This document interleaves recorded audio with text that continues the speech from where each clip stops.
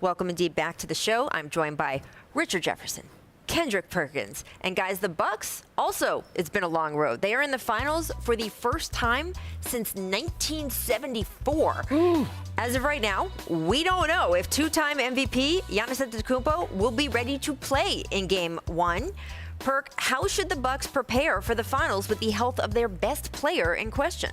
Well, I think they got to continue to play that they're playing right now. The team that we saw in Game 5 and Game 6 of last series, player movement, ball movement, getting others involved. I thought Drew Holiday and Chris Middleton did an excellent job of being aggressive, but being aggressive to attack to get their own buckets, but when it was there making plays for others. Having Brook Lopez around the paint area, right, where he belongs. He's acting like Shaq right now, trying to dunk everything and snatching the screws out the rim. Bobby Portis, his impact on the game, along with Forbes coming in off the bench, they're going to have to get it done collectively, but overall, this is a different group that they're going against in this Phoenix Suns team. They have perimeter defense. This is a team that load up boxes and elbows. This is a team that is great at helping the helper, and, I mean, they're tied on the string defensively, so ball movement, player movement is going to be huge if the Bucks stand a chance against this Phoenix Suns team. No, I completely agree with Perk, which is starting to get more and more frustrating. Hey, I'm very confused here today. Yeah, I know. He says duh, but those are the words. That's normally what I hear coming out of his mouth every time he talks. Duh. But no. I'm going to say this.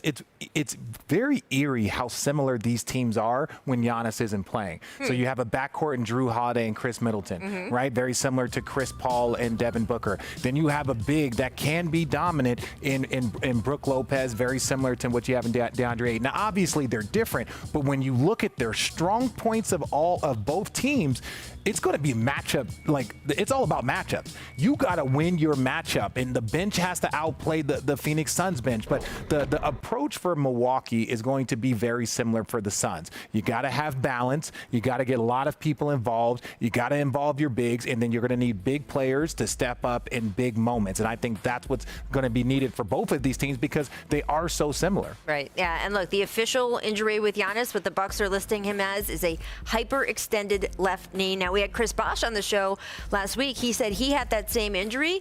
He would not expect Giannis to come back in these playoffs at all. But on the other hand, the Bucks for the last couple of games have listed him as doubtful, at least for the last game they did. Now, I don't know if that's gamesmanship or if there really was possibly a chance that he could have made it back out onto the court. We don't know how they're going to list him pregame tomorrow.